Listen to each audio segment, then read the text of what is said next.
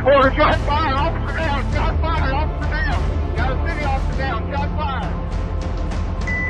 223, be advised, we have a visual on enemy paratroopers in grid Papa uniforms. Welcome to the Resilient Warrior Nation, a podcast dedicated to inspiring hope and healing for first responders, military veterans, and anyone facing PTSD and trauma. Hey guys, welcome to another podcast episode of the Resilient Warrior Nation. I'm your host, Mike Morgan, and as usual, I'm very excited for our next guest. But first, let me explain why I'm wearing a shirt. This is not a proclamation. Unafraid is the name of a company owned by a man named Eddie Penny. And as I watched a Sean Ryan podcast in the spring of 2023, I had no idea that Eddie was about to change the entire trajectory of my life. During the course of the interview, Eddie was speaking about the Extortion 17 incident in which a Chinook was shot down in Afghanistan by insurgents using an RPG, killing all 38 aboard. This included 17 SEALs. It was their largest loss of community in one event ever. Included in the dead was Jason Workman, Eddie's best friend. And as Eddie recounted that story, he began to get emotional, and I simultaneously began thinking about a call that I had buried 5 years before. I'm a 30-year medically retired police officer, and that call consisted of a 2-year-old found floating in a pool, who we did resuscitate, but she suffered a hypoxic brain injury, and her prognosis was not good at that time. So as I thought about that call and I watched Eddie, I now realized I was subconsciously given permission to cry, which he was doing at that time, and I basically lost it. I had been retired just about a year at that point. I had been going through bouts of anger, depression, rage. Was not really sure of the origination. I'm pretty self-aware, but I just could not figure out why this was happening. Shortly after this episode, though, I put two and two together, realized I had suffered some sort of PTS in my career, attributed wrongly to my career at that point. It was entirely, in my mind, due to my career. There was a lot of childhood trauma that came up in later years. But I had decided that I needed help. I didn't want to live with this the rest of my life. I'd seen too many people do it who hated everyone and everything, and I decided that was not going to be me. So I started researching healing modalities. I'd heard about psychedelics approximately 2 years before, dismissed them, thought they were drugs, didn't think they were for me. I smoked marijuana in high school. That was the extent of my drug usage. Number one, these are plant-based medicines, but I still didn't think they were for me. Now going back and doing research and hearing these mostly special force operators coming back from war at first, self-professed broken men, and their consequent healing journeys using psychedelics, I really started paying attention, decided that ayahuasca was calling me, and I journeyed with that medicine, both my wife and I, March 1st of 2024. During that first session, I went through so much, I couldn't even explain it here right now, but as it ended, the universe and I, who were having a talk just as clearly as I'm talking to you right now, I know it sounds weird, but the universe told me it had healed me from my PTSD. My life's purpose was to go forth and help other first responders and vets heal theirs. I said okay out loud, having no idea how I was going to implement that, but I decided to start a podcast to do for others what Sean Ryan's did for me. And on this podcast, I bring on mostly military veterans and first responders who tell their life story, their highest of highs, lowest of lows, the healing journeys. And I do this because I want you men and women who are going through it right now to be able to identify with them, hopefully gain hope and inspiration, and raise your hand to get the help that you probably very much need. So in that vein, I'm very excited to introduce my next guest. He is Jerod Napier. He is the owner and operator of Rising Ridge, a retreat center in Sperry, Oklahoma, that hosts transformational experiences serving veterans, first responders, and those seeking healing, change with safety, autonomy, and empowerment as the bedrock. As a retired U.S. Navy medical provider with 20 plus years experience, he has witnessed and experienced firsthand the shortfalls of the military medical system and the benefits of psychedelics. He served in combat on 6 deployments to include the Battle of Fallujah in Iraq and Operation Mountain Lion in Afghanistan before being selected to serve at SEAL Team 6, DevGru, as a medical operations officer in East Africa. He is a psychedelic preparation and integration coach that focuses on nervous system regulation through value-driven behavior modification, and a peer-supported approach. He believes feeling safe at a cellular level, being witnessed and experiencing self-love and forgiveness in an unconditionally accepted and unjudged container of peers is a catalyst for healing. Jerod believes all individuals have the sovereign right to experience healing, safety, and transformation with plants and compounds, with decriminalization as the way forward. He's also an experienced Kambo practitioner, yoga teacher, husband, and father of two whose mission is to end veteran suicide and raise the vibration of the collective with value-driven behavior. Jerod, so excited to have you on the show, brother. Welcome. Hey, thank you so much. I appreciate it. That was a lengthy bio. I'm sure it could have been 10 times longer, bro. Very impressive career, by the way. Thank you. It's so funny. We all have this self-defacing humor about us, man. None of us take compliments well. The first thing we do is be like, nothing special. Meanwhile, the things that you've done and the things you were willing to do, brother, deserve praise. If not from everyone, from me, because anyone that was You know ready. what? Thanks for saying that. I want to touch on that before we get started. The Absolutely. ability, the ability for men to receive praise and compliments and have that reward system online in a healthy way. And it's something that comes up in a lot of the men's work, particularly my own, is the ability to receive genuine praise. And why is that stuttered in so many of us? Why is that falls short? Why can't we wholeheartedly, square-shouldered, let a compliment land? And it's an interesting question. Yeah, it is. I can't. So, I'm horrible at it. yeah, and I'm proud of you. You know, I don't even say those words unless I genuinely mean, like, I am proud of the person that you are, being able to accomplish this, and I'm so proud to know you. But I don't like receiving I am proud of you from anybody. Yeah. You know? Well, did you get that as a young boy? You know what? I feel like I did, and one night I pulled the string on it, and this is kind of what I came up with. I was talking through my head, thinking of how I was going to tell my good friend that I'm proud of him. Okay. And in my own head, I said, "Hey, man, I just want you to know that I'm really proud of you."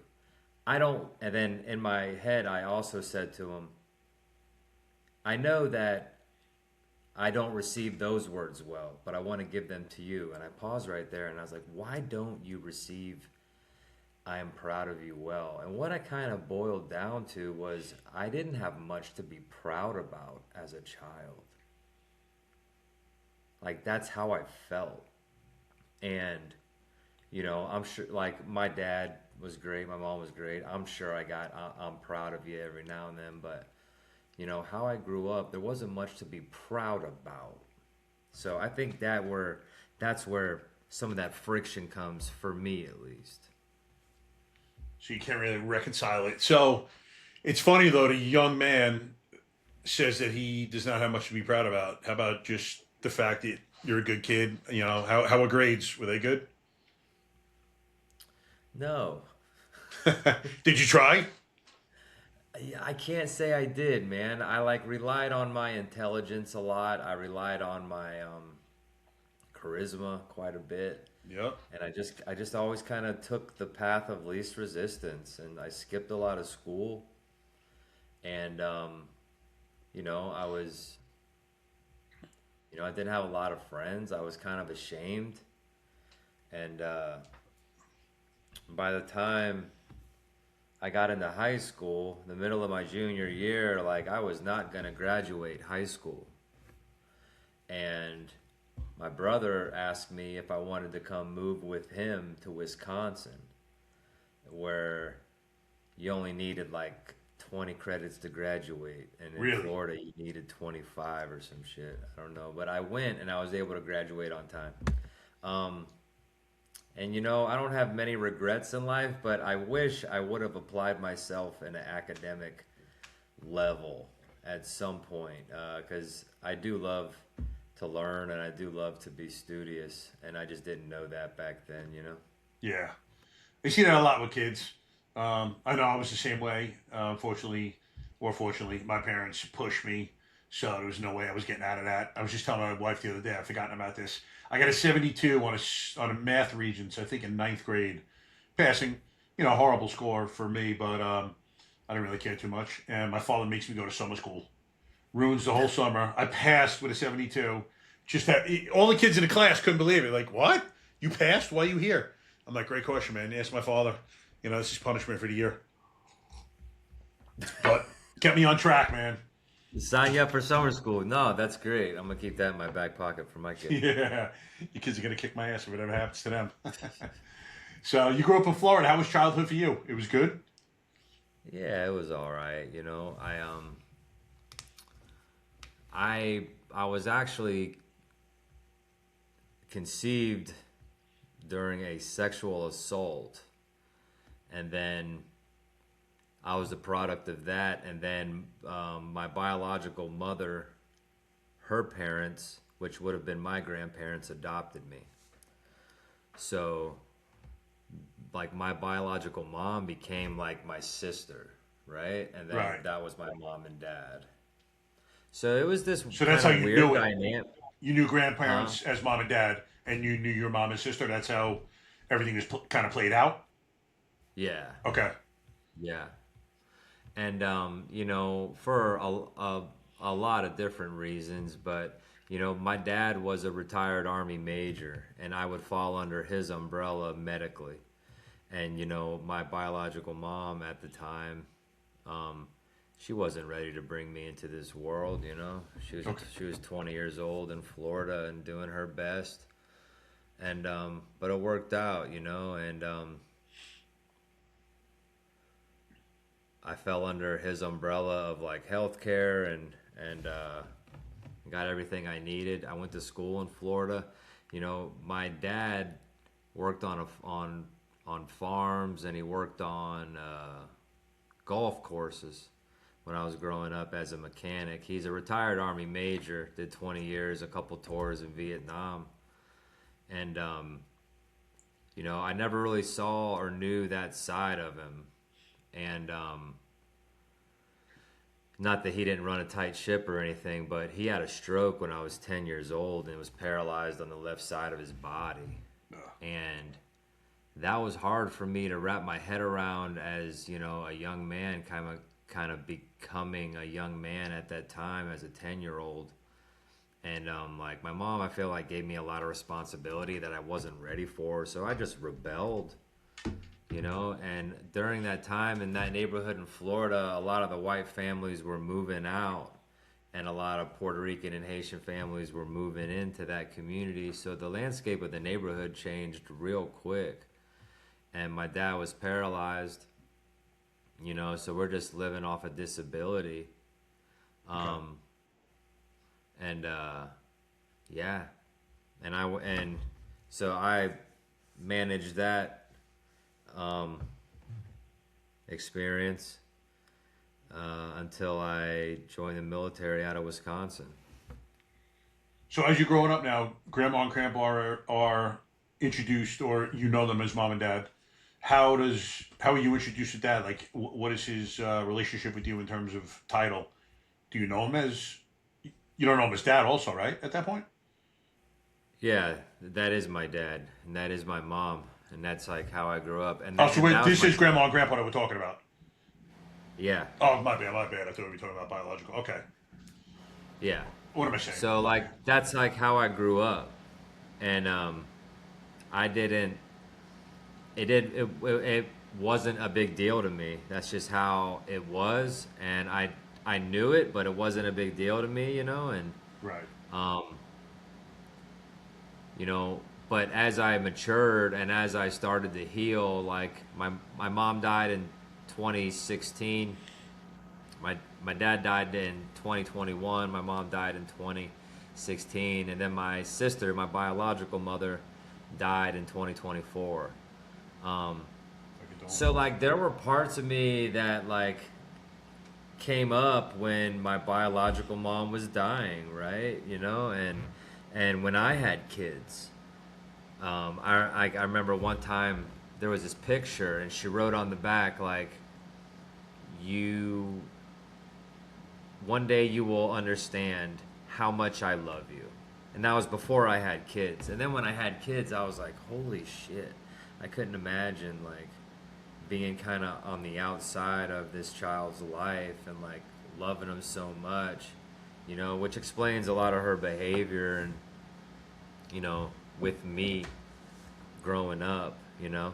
But yeah. Yeah, it's a tough dynamic. I can't imagine navigating that from her perspective. Whew. Yeah. So you move out to Wisconsin, which, number one, I can't even imagine going from Florida to Wisconsin, just weather-wise. In January. Oh, brother. Oh, my God. Wow. Me and my cousins used to go out to Minneapolis every January for the U.S. Pond Hockey Championships. 2 years in a row was negative 45. That blows away, you know, I was from Long Island. That blows away that weather. I can't even imagine going from Florida to that. How was that transition? Yeah, you know what? Like, I was excited. I ain't gonna lie. Ooh. Like, I needed a change.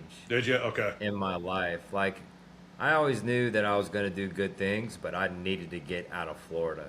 Like, Yep. I needed to get away from my small friend group. I needed, you know, a little bit more structure than my parents could provide at the time. Okay. And that's what my brother's house created. He had a very young family. You know, this is 2000. So I think he had like a 3-year-old, 1-year-old, and a pregnant wife. Wow. moving his shithead 17-year-old brother in. Yeah. But it was good for me. So what do you do? Do you do 1 year there, and then you graduate, and then go into the military? Yeah, I joined the Navy right out of high school. Joined at 18, retired at 38, 20 years on the dot. That's crazy getting out at 38. All right, so walk us through it, brother. You join up. What do you guys do basically in like Illinois? Yeah, Chicago, Okay. Great Lakes. So how's that for you? Yeah, you know, got through basic training, went to Corps School, which is right across the street at the time. Now it's in San Antonio. But went to Corps School right there. My first duty station was at a hospital. I was lucky enough to jump on a deployment in March '03 when that war kicked off. I deployed. I was able to augment 2nd Battalion, 6th Marines for a little bit when I was over there. Came back.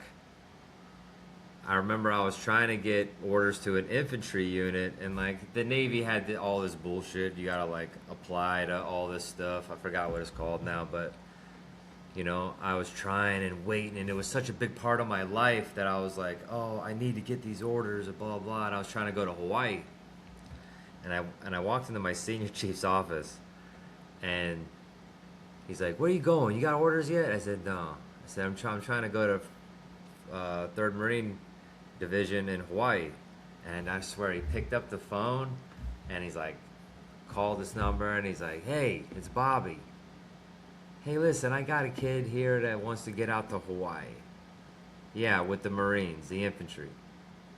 What's your last four?" 7156. Man, and like within an hour, I had orders out to Hawaii. Damn. Radar And I O'Reilly remember coming thinking, through. like, man, I want to be able to do that. I want to be able to like make shit happen for sailors. Yep. And I remember, like, yeah, that was my first senior chief in the Navy. Good dude. That's awesome, brother. So I get out to Hawaii, and Hawaii at the time, 1st Battalion, 3rd Marines, was like the bastard battalion of the Marine Corps. Really? And like this could be a rumor, I don't know if this is true, but some general once said that he wouldn't send 3rd Marines to put out a fire on an island or something like that. Like, didn't have the best reputation. And I get there, and the culture is in the shift of a big change, where you got a new battalion commander, a new XO, and a new sergeant major, and they weren't fucking around too much, and they were zero tolerance of Marines getting DUIs and getting in trouble out in town, they set up like this little camp prison, like next to the battalion office, where like if you got in trouble, you went in there and you lived in a fucking tent. Damn. And like that's the culture that I came into. And it also became a culture of like, hey, we're really like gearing up to possibly go to war. Yeah. You know, and like the young guys, like the guys who had just gotten there, were like buying into this, and the old guys were like, we're not going nowhere. This is the shittiest battalion in the world. And slowly through staff leadership, that culture started to shift. So we get out to Japan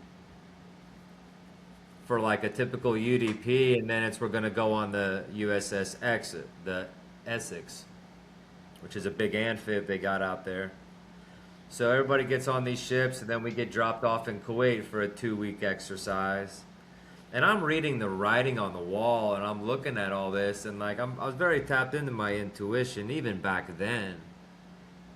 And I was like, dude, we're going to Iraq for sure. I was like, I feel it, I know it. And everybody's like, shut up, da da da. And I was selected to be on the stay platoon, the sniper platoon. And a tight-knit group of smart individuals that trust each other, and we trained our ass off.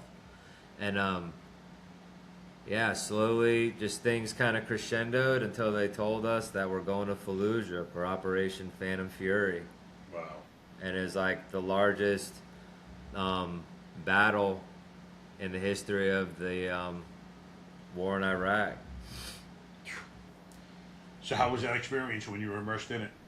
And you're what, 21 now? Yep, 21 years old. It's awesome. Oh yeah, you loved it? Yeah, I mean, it's every warfighter's dream, right? Like every brainwashed young man who's violent that like wants to go out and do their job for freedom, right? That's the landscape to do it. Yep. Any military age male, 15 to 55, any vehicle in motion, like going door to door, like that's, yeah, of course you know, if like you're brainwashed the way that I was, like of course you want to do that. Yeah. It Absolutely. was awesome. So how is the stuff that you're seeing though as corpsman? You know, you doing like battlefield surgeries essentially on a regular? Like, is this just a bloodbath? No, you know, I was really engaged with my rifle and the tactics and techniques and procedures more than I was a medic until someone got hurt. Okay. And our platoon sergeant really like didn't fuck around too much when it came to like holding me accountable. Like, you're not just a corpsman in this platoon. Like, you need to be able to shoot, move, and communicate the way that United States Marines do, because you're going to be right there with us. And he really, like, for a young, aggressive young man that wants nothing more than to be a part of this team, like, that's all you got to tell me. I'm all fucking in, Staff Sergeant. I'm all in, Gunny. Yep. You know, my first few casualties, yeah,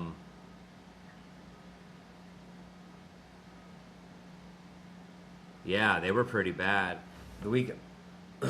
So like a couple days into the city, I lose my friend Julian Woods on November 10th, 04.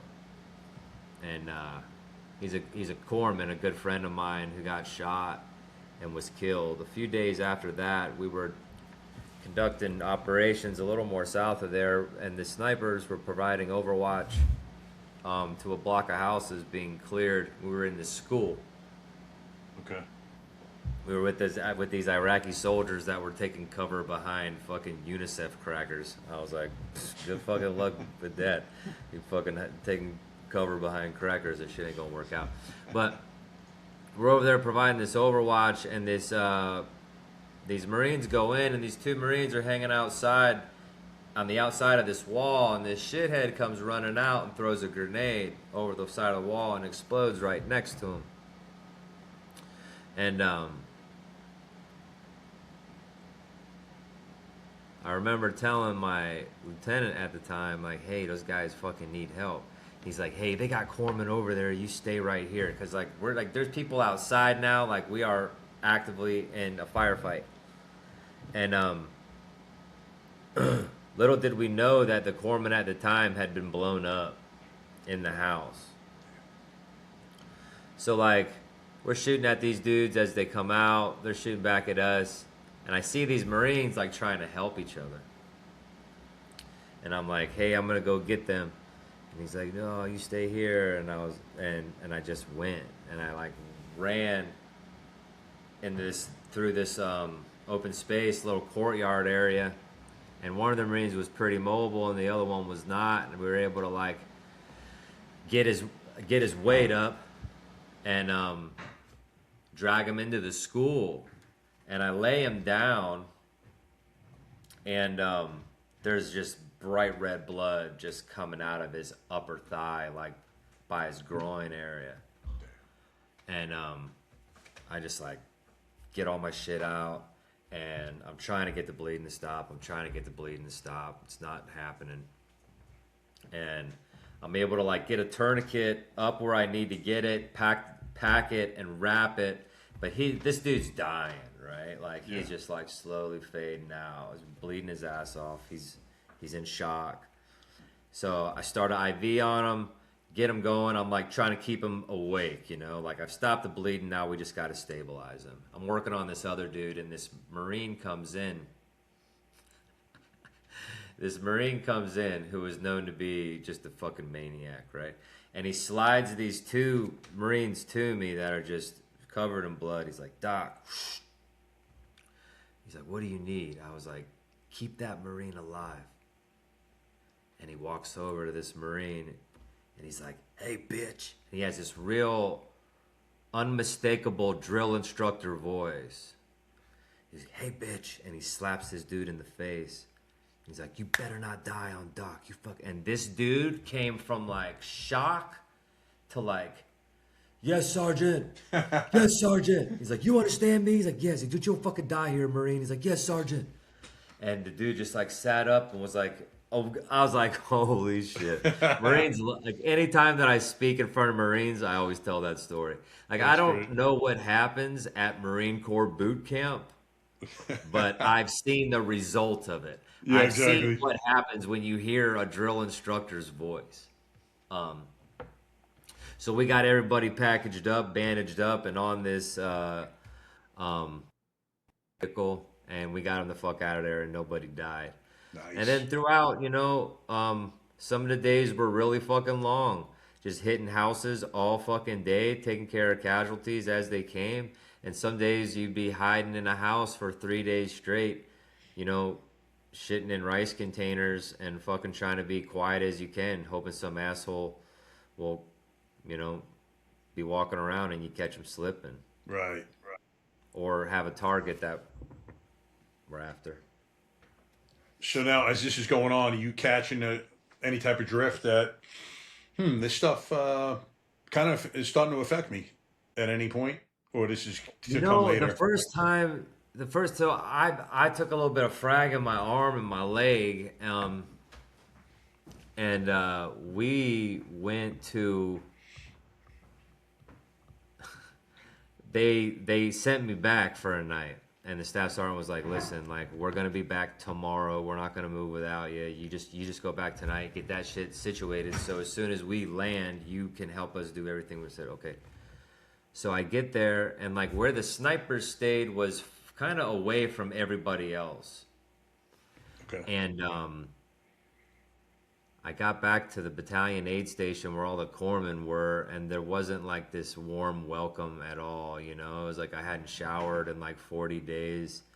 Damn. And people weren't worried about me getting a hot meal. They weren't worried about me, you know, being taken care of. And that pisses me the fuck off in hindsight, like, you know what I mean? But we had we had some pretty shitty leadership that, were scared, and they were losing corpsmen, and they were, doing their damn best too.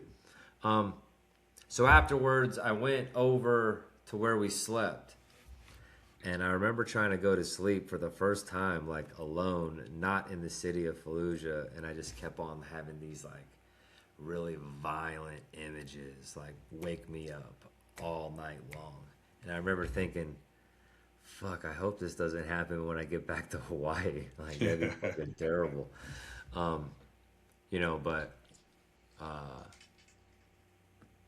Yeah. And so we got back, we went through Thailand, and we went back to Hawaii.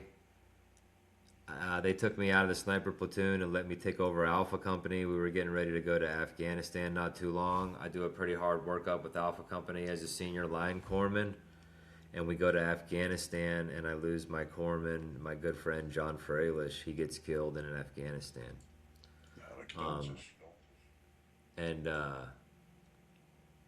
Yeah, that was the first time, like, as a leader, I've lost one of my dudes. And it's so crazy because, like, as soon as it happened, I was such in a mindset of, like, mission first that my first thought was, like, who am I going to get to replace him? It wasn't even that, like, I've just lost one of my good friends and arguably the best corpsman. Do you think you weren't allowing yourself to feel that intentionally? Because it would have taken you to possibly a bad place? I don't even think it was intentionally. I think it was just naturally, because I was so fucked in the head, and I needed to be exactly where I needed to be, which was the senior line corpsman, making decisions on the ground to save lives for Alpha Company, 1st Battalion, 3rd Marines. Yep. And emotion is not going to benefit me at that time. Like, reflection of him as a man wasn't going to benefit me at that time. Yeah. And I was just wired fucking different, dude. Like, fucking just, unempathetic and sick.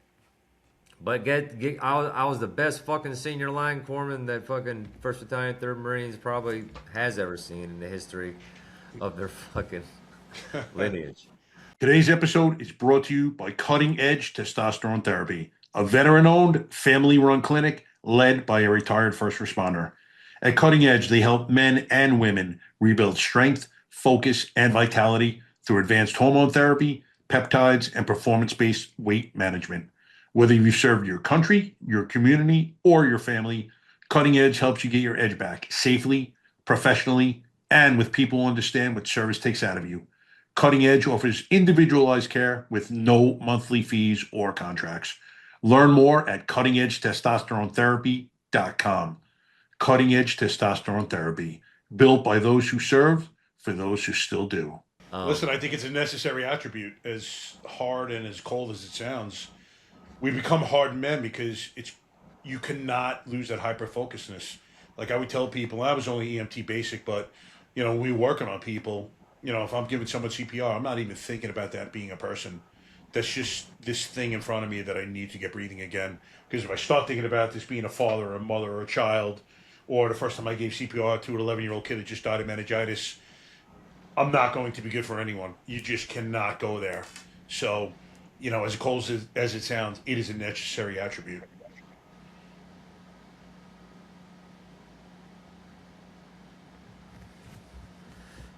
Yeah, man.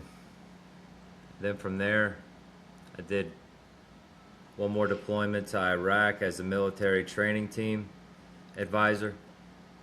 It was like me, 12 Marines, and our job was to train 1,100 Iraqi soldiers. Wow. And that was a fun deployment. And that was like where I grew up as a young warrior, and I matured, which I needed. Then I went to IDC school. I got a ship out of IDC school.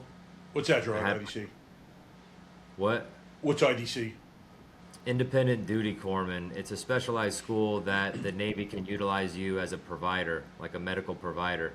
Okay. Kind of like a PA, except you have 0 credentials, but they can put you kind of in the middle of nowhere, and they have that provider checking the box. Okay. Is that your level of medical proficiency? It's equivalent to like a PA?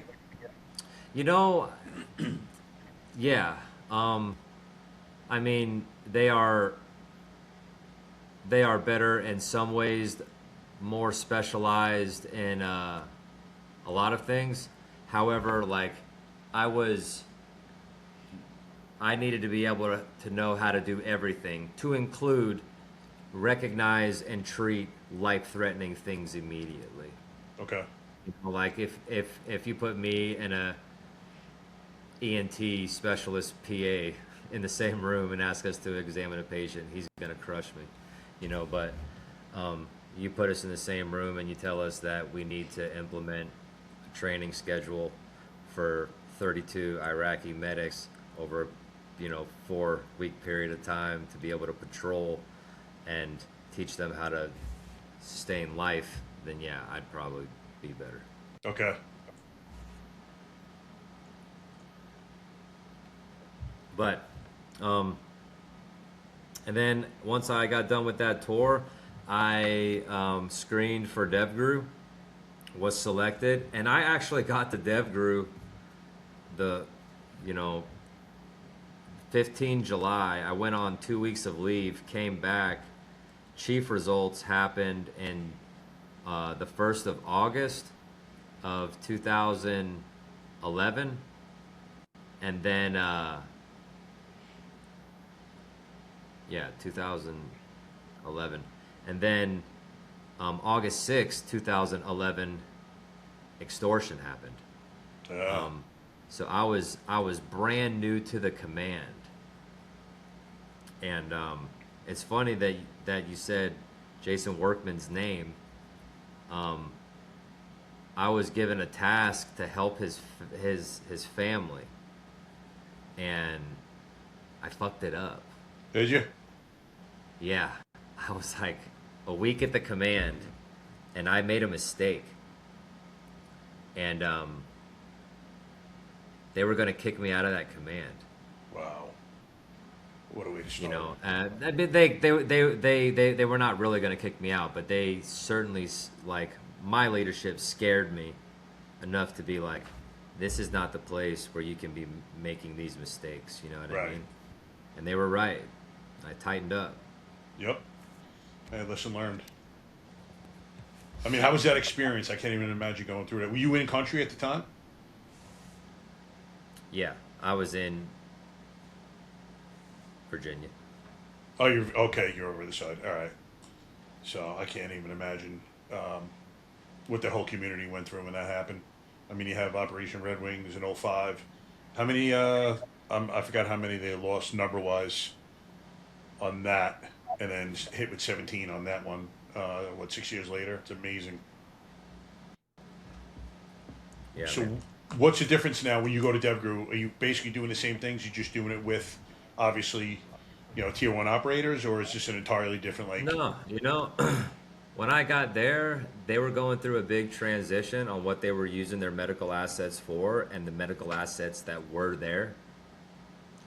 And, some of the medical assets were really trying to focus on being in that operator role, while some other medical assets, like me, I was there to strictly be supportive. And I had zero problem with that. The SARC community, the reconnaissance community, they have incredible medical assets that made sense to implement them. However, you still needed people to do all of the medical things, which I did, and I had an outstanding time. Okay. What is the most sophisticated medical procedure that you've ever had to do out in the field? I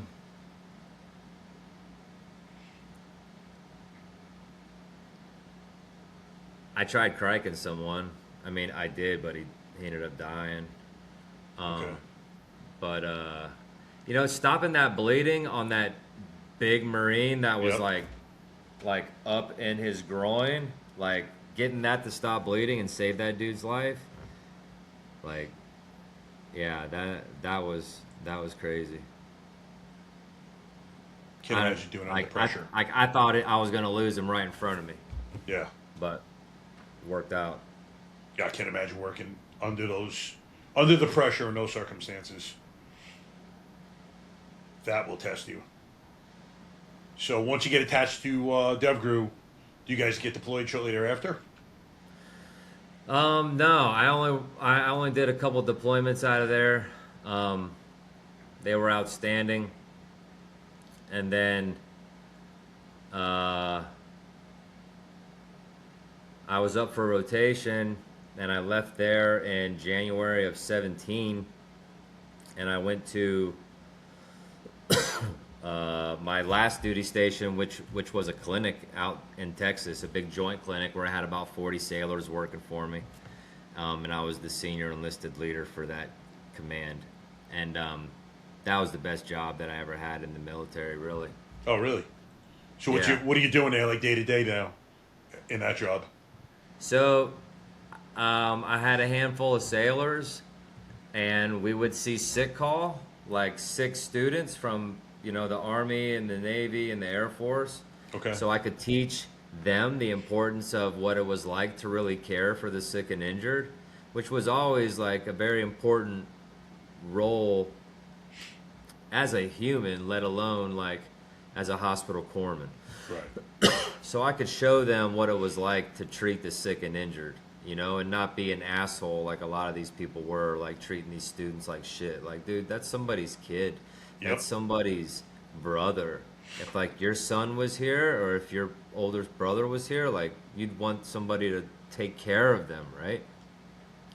When we created this culture of being like loving to our patients, but fucking tough, and how we conducted business was great.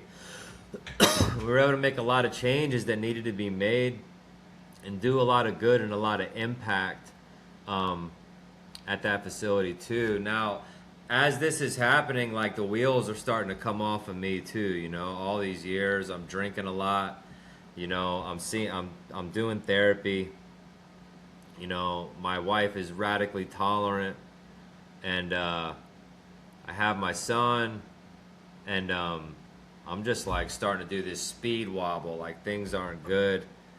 I'm drinking too much, I'm going out, I'm like getting in arguments, like carrying a gun, I'm like suicidal a few times, like people got to come get me from the bar, and just like this kind of like stuff starts to like happen. And my mom dies in 16, and I went to this place called NICO, and it was kind of the framework of a lot of the stuff that we do at Rising Ridge. And we were able to, I could feel the benefits of natural sleep without alcohol, and yoga and meditation and art therapy and sound therapy. And it really put me on a good trajectory for a while. And as all this is happening in Texas, I kind of started losing my shit, and they put me in this intensive outpatient program where I went through prolonged exposure therapy. It's a type of cognitive behavioral therapy where you sit there and you record yourself telling the same thing over and over, and man, I was fucking sizzling after like the first week of that. And what I would do is I would do 4 hard days of like therapy, and then on that Friday I'd take a day to myself, and I was flipping this big farmhouse down in South San Antonio. I was going to turn it into a hospice house as like a retirement plan. I used to go down there and take larger doses of LSD.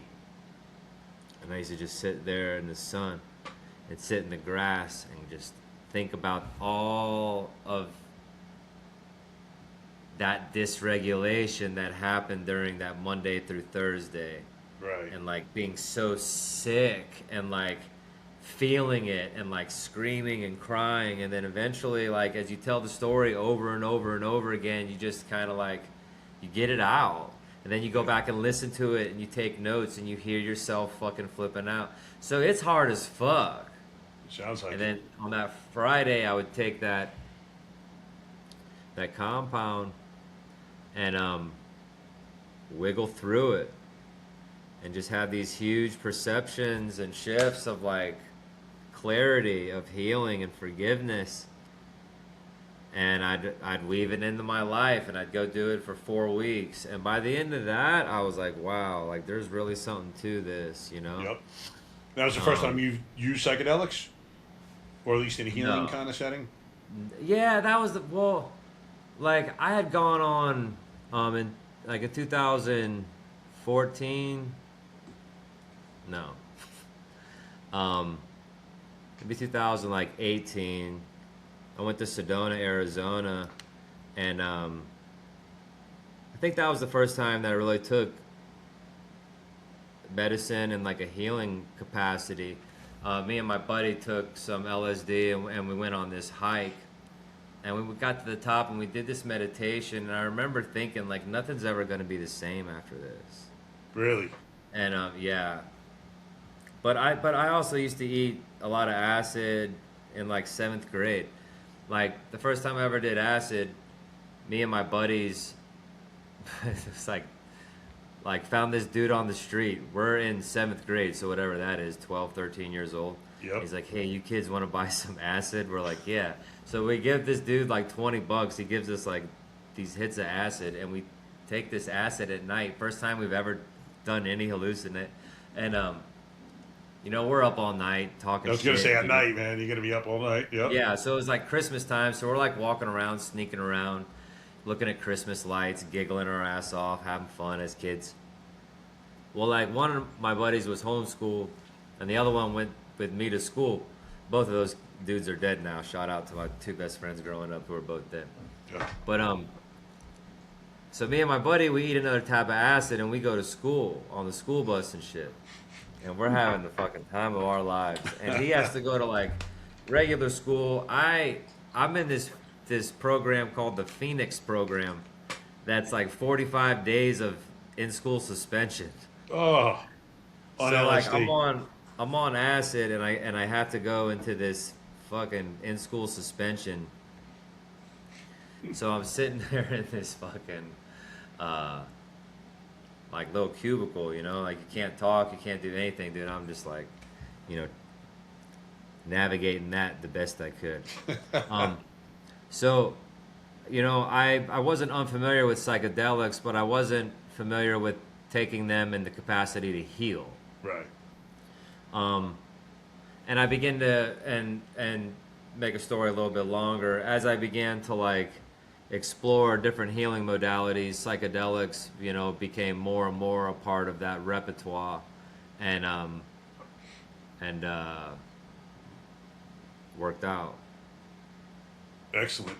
So, after this initial like kind of foray into it, you're getting these benefits. You know, is there something planted in your head at this point? Like, you know, there's something to this. Maybe I need to take this a little deeper, or you know, you get No, nothing? not really. After that, I was like, cool. Like, I'm gonna function now. I'm gonna get my shit together. And I continued to flip this big house. I was gonna turn it into a hospice house for cowboys and their wives, and as I'm doing this, I take this death doula course, and you know, it was like this woman came into my life and taught me how to be a death doula, and then just so much shit was cracked open for me at that time. To include, I started to use psychedelics intentionally, and I had my first big expansive experience the night that I started that Death Doula Academy. And it was a complete... Can you explain what Death Doula is before talking about the experience, just so people have no clue? Yeah, so when someone comes to the end of their life, the Death Doula is there to be witness and shepherd them into the next realm. And they're also there to be an advocate for the dying. and to be supportive of the family if that is what is needed or called. You know, it's hard to define exactly what a death doula is because every death is different. Right. You know, maybe you facilitate a conversation that should have happened 30 years ago. Maybe you allow someone to feel the love of forgiveness, or shift the perspective on someone before they die, or someone shifting their perspective before they die. Right. Or sometimes you just sit there and watch them take their last breath and hold their hand. It's ironic that you're telling me this now, because I literally 2 hours ago was on the phone with a gentleman. I just filled out an application to work at a veteran hospice, and he's like, "What interests you?" I'm like, "I just think it's so profoundly sad that these veterans, that anyone, but especially veterans, dying alone in a home with no one around." I'm like, I want to be able to console these guys, girls, people, and you know, just know that there's someone that cares. And I'm finishing up my Being True to You psychedelic integration coaching course, and one of the areas, in addition to working with first responders and vets, I think I'm interested in doing like end of life coaching. You know, I just like the death doula, just helping someone kind of leave this life on as peaceful a note as they can to enter whatever awaits us next, I think is astronomically undervalued. Absolutely. And psychedelics parallel that work very much. Yep. I'll tell you, there's one thing that I can be assured of. There is so much more going on in this world than we will ever know about, you know, after journeying with psychedelics. Yeah. 100%. Yeah. So please, I interrupt you about the death doula course. Yeah, so I took that course. I started that course the night that I took my first large dose of mushrooms. And, you know, I had taken mushrooms in the past, but this was my first larger dose. And I had a very expansive experience where I was able to witness, like, extraterrestrial energy and craft. And it really cracked me open and to a different vibration and realm that I was definitely never the same afterwards. You know, I had a Kundalini awakening that night, and it changed me forever. So I was out in this Texas field, and yeah, had a very expansive experience, went inside and began that death doula work. And throughout that process of the 10-week course, I just changed so much, and I continued to just explore that medicine and listen to the downloads and follow my curiosity and listen to my intuition and follow spirit and really learn how to work with that medicine. That kind of entire summer, you know, I was on this program with the Navy that allowed me to like work for another company, and I put my real estate mentor down as like my boss, and he was like, yeah, just work on that house and you're good. Gosh. So I'd go down there and take large doses of, you know, medicine and work all day and sing and dance and play guitar and drum and lay with no clothes on a rock like a lizard and just change and heal. Like I dropped like 20 pounds like that. Wow. And I was naturally wanting to eat cleaner, and I naturally just stepped away from booze, and I got this house ready to sell. And we came and bought this place in Oklahoma. And yeah, just keep it rolling. So now, what year is this with the death doula, and now you're selling the house? 21 was like the death doula time. We moved to Oklahoma in the beginning of 22. I retired from the military in August 21. So like, I still got the house. It's done. we moved to Oklahoma. We put it on the market. There's another property right down the home, like way from my house in Oklahoma that I wanted to buy, which is now the church property, Rising Ridge. And I manifested it. And that house went on the market, came to a place where what I'd pay for it. I sold that Texas house and was able to purchase it outright with the money that I made on that Texas house. Nice. And yeah, and I just allowed Spirit to keep nudging me and to keep showing me, you know, like Spirit was very clear with, it's not your time to work with the death and dying. It's your time to be a leader amongst your peers who need help.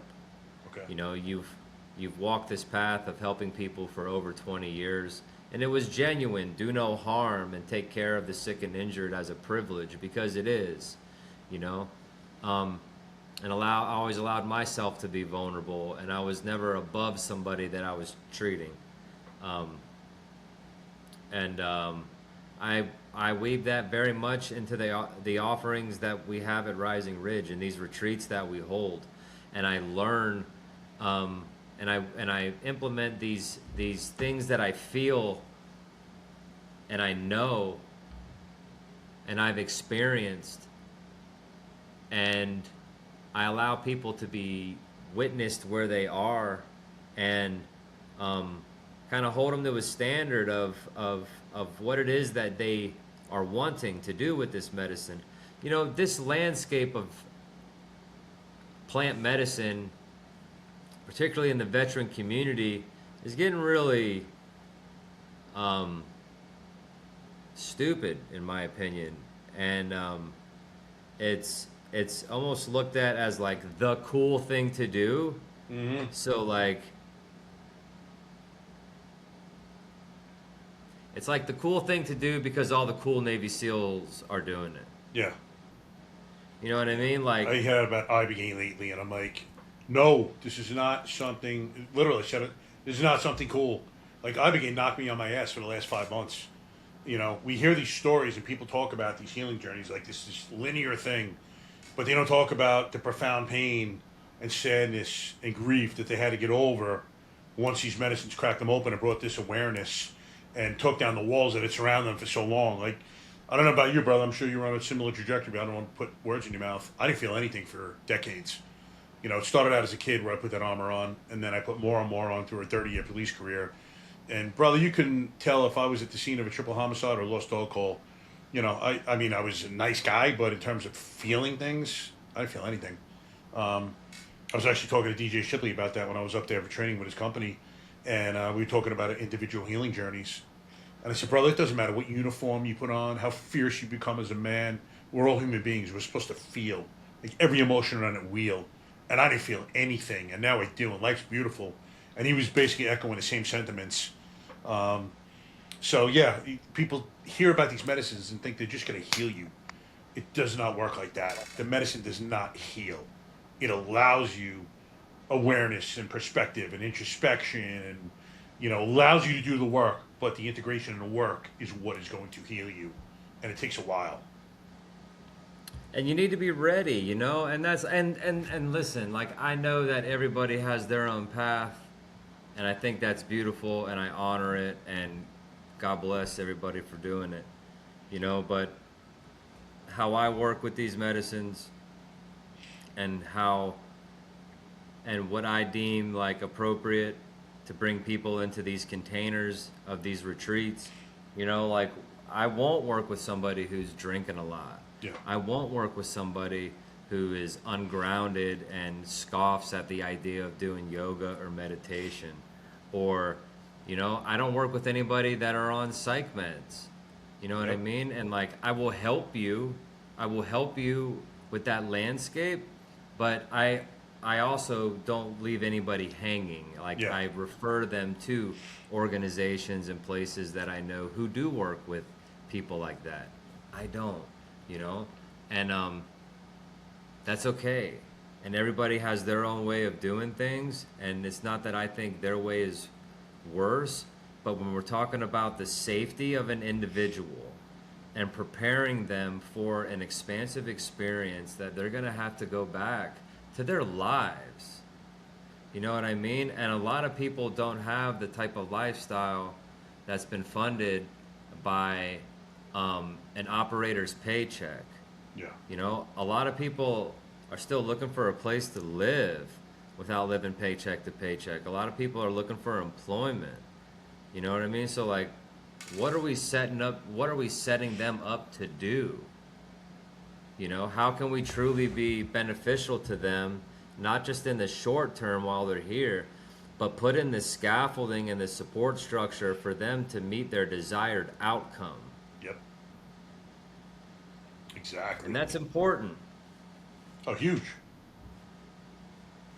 Huge. And everyone's coming to you with dysregulated nervous systems. You know, and a lot of them don't understand that. They just think they're broken a lot of times. But, you know, can you just explain what that means in terms of, what a dysregulated nervous system actually is? Like when you get someone coming to you, how would you explain that to them when they're not sure what's going on? Yeah, sure. So I would describe a dysregulated nervous system as an individual's response to stimuli and or their level of vigilance is not appropriate to the threat, right? So like, and just so we're clear, I am not above fucking getting dysregulated. None of us are. We're human.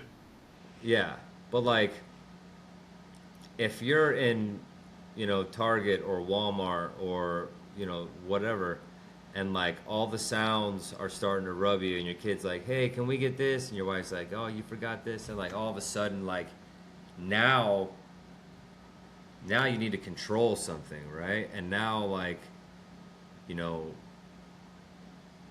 you are actively in a sympathetic part of your nervous system, a fight or flight response. When in the moment, there is no lion chasing you. There is no gunfight happening. But your body is responding as if it is a life or death situation. Right. And it wants you to fucking react to gain control. Right? It wants you to either run and get the fuck out of there.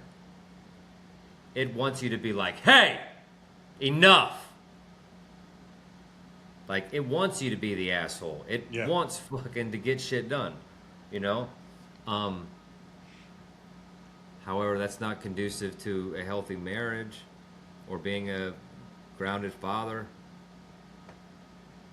you know? No relationship's going to benefit from it. Yeah.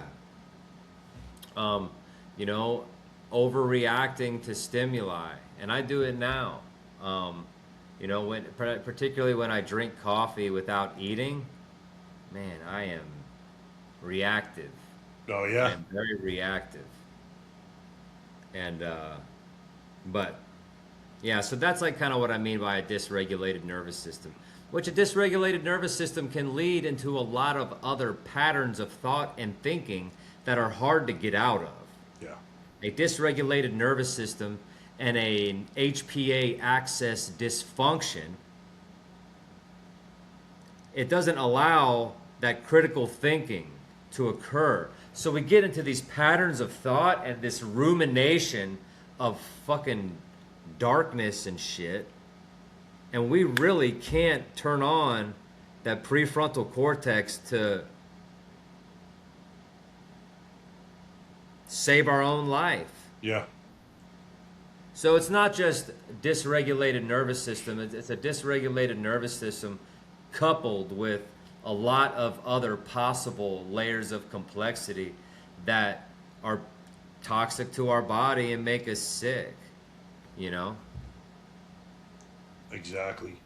So, you know, for someone that's watching now, someone comes to you, potential client, you accept them into the program, Rising Ridge. How do you help them learn to regulate and, you know, learn to deal with their emotions in a healthy manner, process things? Yeah, we have an intake call and we just kind of talk about what their desired outcome is. Like, what is your desired outcome of this? It's like, oh, I watched the episode of this podcast and I want to do this because I think it'll help. Help with what? What's going on? Are you addicted to porn? Are you drinking your ass off? Are you, doing shit that a terrible father would do? Are you having problems communicating with your spouse? Do you have no energy? Do you have no clarity on what you're here to do? Do you feel like your ego is taking a hit since you've retired from the military? You've gotten out of police work and now you don't know. You're like, what do you want? Right. And we have that conversation, and I let them know if I think I can be helpful or not. And then we begin to, prepare them. And 2 weeks out before a retreat, we start to do morning routines, evening routines, tightening up what we eat, tightening up what we drink. We cut out caffeine or stimulants a week out of the retreat. Okay. And we just prepare them mentally and physically, and we prepare their families too. And we make sure that they do those pre-combat checks and those pre-combat inspections. We get the landing gear down. We make sure there's air in the tire, that it's functioning. We send them to, like, hey, go find a yoga studio. Like, I don't do yoga. I don't give a fuck. Go to the yoga studio, get out of your comfort zone, take a few deep breaths, and breathe into your body some. Get into your vessel. Connect this. Meditation at night, meditation in the morning, gratitude. Just weaving all of these things. And like, we're throwing stuff at them, right? Maybe 10, 15% of it they use or stick, but it's good. It's better than nothing. Yeah. Well, I tell people it's not just usually this big 180 with one thing. It's all these little things that are going to make these little course corrections. And over then a when period you look, of time. when you take a year down the line, you look, you're in a totally different direction than you thought you were going to be, or that you were originally headed in. And we prepare their family. They come here, and they arrive Friday. We do breath work. We have a meal. We do a PowerPoint. Wake up Saturday morning, and we sit with some Amazonian medicines, Hape, Sananga, and Kambo. And that really, in my opinion, prepares the vessel and ego for the day's work. Yep. And I am a Kambo facilitator that I am a huge believer in that medicine for laying that nervous system flat. Really? I've yet to experience Kambo. I don't know if I'm going to, but can you explain what it is and the effects and how people react to it typically? Sure. So Kambo is a secretion from the giant leaf frog in the Amazonian jungle. And the secretion is harvested from the frog, and it is dried onto a stick, and the frog is released after the harvesting of the secretion. The frog is released unharmed. The stick is dried and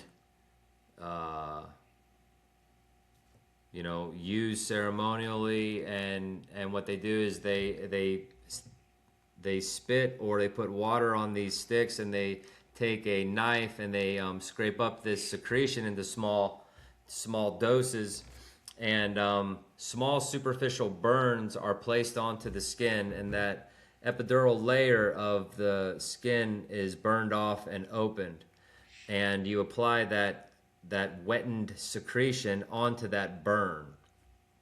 And what it does, it's very specific, the peptides that are in that medicine, and they work very deliberately and intentionally with our organs, our brain, our heart, our guts, our chakras, and it's a purgative medicine. So you typically purge of one of multiple of 5 ways, and that's vomiting is very common. You know, you drink 3 or 4 glasses of water before I apply the medicine, and a lot of people vomit. A lot of people have controlled defecation or diarrhea, where you're able to navigate to the toilet to use in the bathroom. Crying, people will be pumping tears out of their face. Somatic release, you know, shaking. Yep. And sweating. You know, some people's lymphatic system just opens up and they look like they just got out of the shower. Wow. And not only does it have all those positive physical benefits of purging what no longer serves us and clearing that panema, dark clouded energy, but it also lays our nervous system flat with a couple of the peptides. It reduces our inflammation and pain with a couple of those peptides. And it's a great landscape to work with when we're working with other medicines later that evening. Okay. So then what, so this is on Saturday, right? They get there Friday. This is a Saturday morning it starts. And then after those 3 medicines are introduced, what's the next step in the process? Yeah, we eat, and then that's our one big meal of the day. And then we have sharing circles. We have intention circles. We have ice baths, meditation, kind of whatever I feel like the container needs to move in the direction that it needs to do to allow the most benefit for the individuals in the container. Sometimes we go outside and we do some physical contact and like very light grappling or like, you know, trust exercises. Sometimes we get cozy inside and just we actively listen to one another and stumble around and cry and talk about being, you know, humans.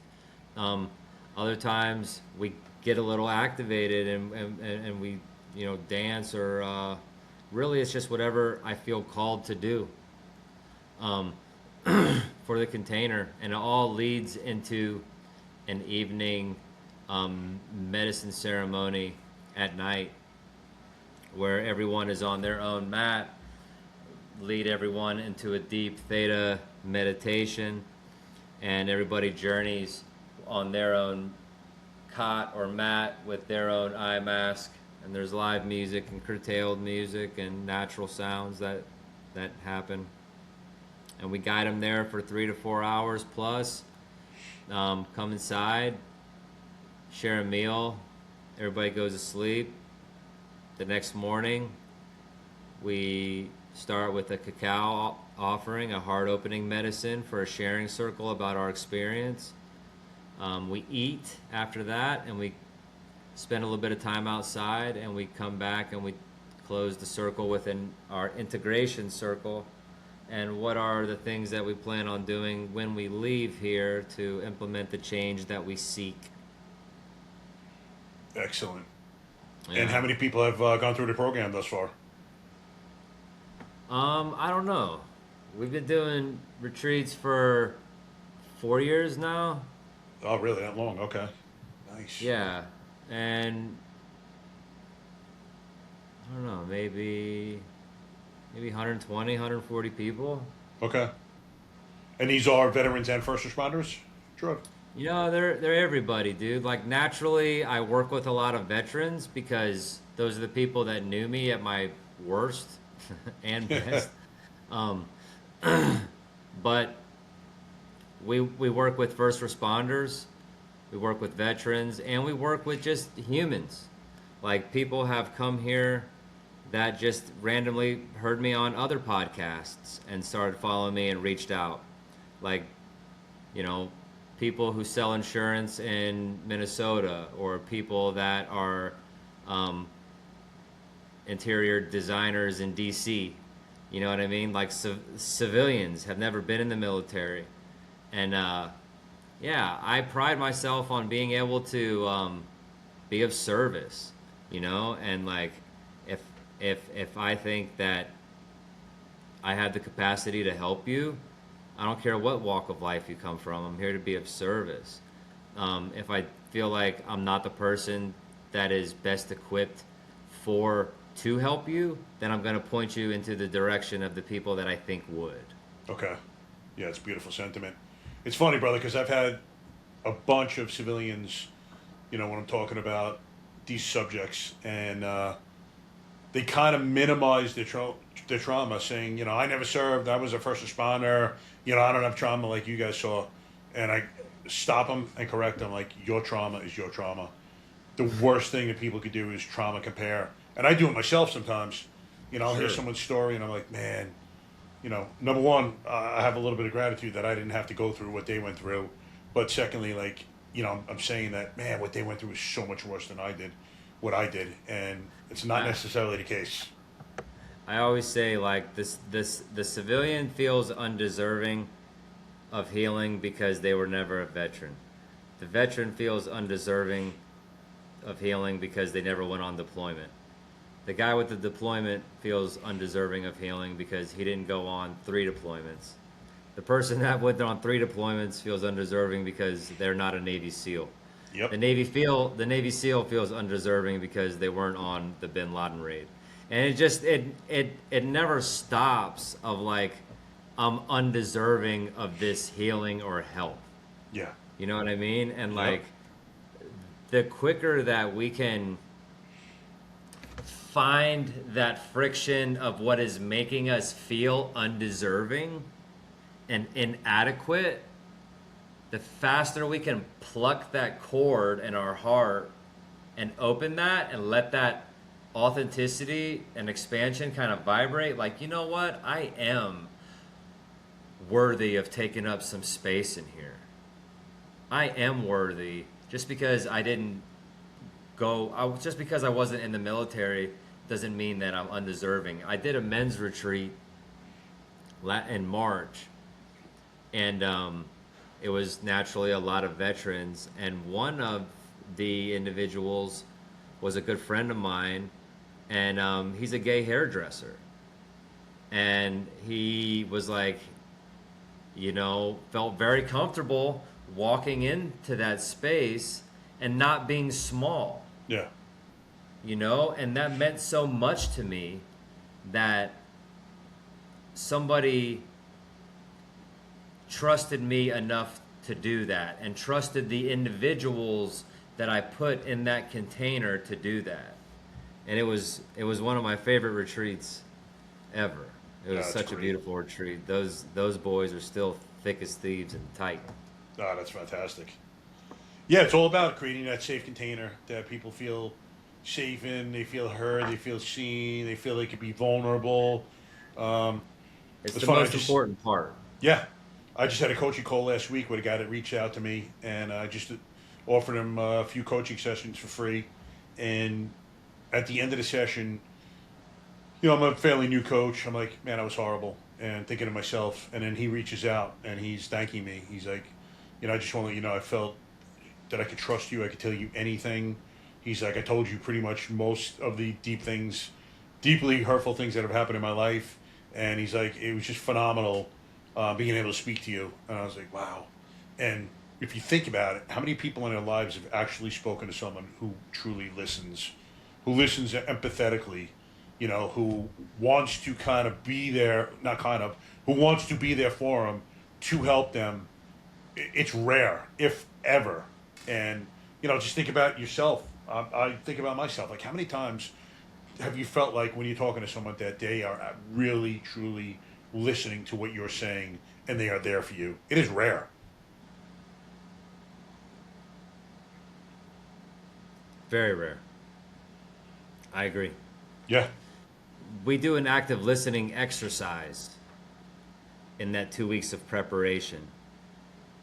Everybody thinks that they're a good active listener, especially men. Men are like, yeah, I actively listen. Like, no, you can't. Like, just allow that person to fumble around in their own pattern of thought, uninterrupted of comparison or judgment or anything. Allow that to happen and watch what unfolds. It's So special.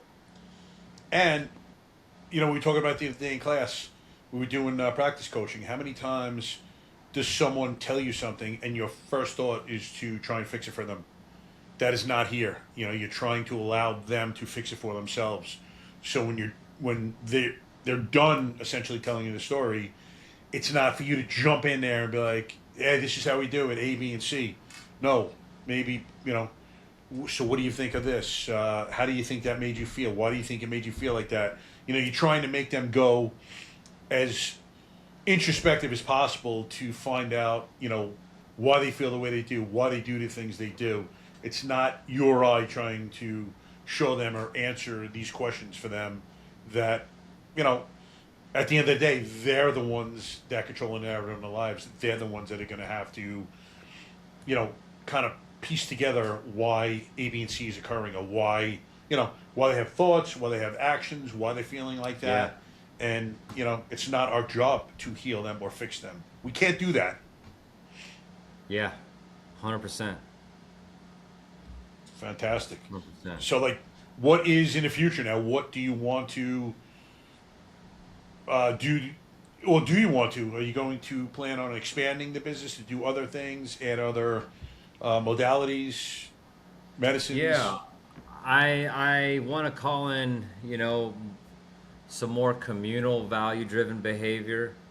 I want to start doing something with some music out here, connection, and then I just bought some more land up here, and I just want to go bigger. I want to build like a venue, an outdoor music venue, and a venue for high vibration connection weddings or high vibration events. And then I want to build a school. Really? I want to build an awesome school with incredible teachers and weave all the parts of different teaching aspects and weave in some things that I feel are important as an adult, like empathy, integrity, storytelling, goofiness, I don't know. And just lost arts. Yeah, make kids play outside till they're tired and teach them stuff, Yeah, we need to find our way back to Mother Nature, because these phones and these pads are not doing it. Kids are not playing outside. Listen, adults. My wife and I have reconnected with nature, and it's a beautiful thing, and it's something the human condition needs to experience. We were just watching, I don't know if you ever saw it, but the series Yellowstone, and we were just taken aback over and over by what we were looking at in terms of scenery, and we're like, this is where we're meant to be, not in these cities, man, all cemented over and so artificial. Yeah, I'm 20 minutes outside of downtown, and about 13 of that is back road country driving. So even when you're out here, you feel like you're out here, and I couldn't imagine living in a city anymore. I couldn't imagine having neighbors anymore. Yeah, we have neighbors. Thank God it's pretty peaceful out here, but where you guys live is something that we're kind of aspiring to, so we'll see what happens down the line. But, brother, anything else that I did not touch upon that you would like to speak about? No, man. Thank you so much for having me on here.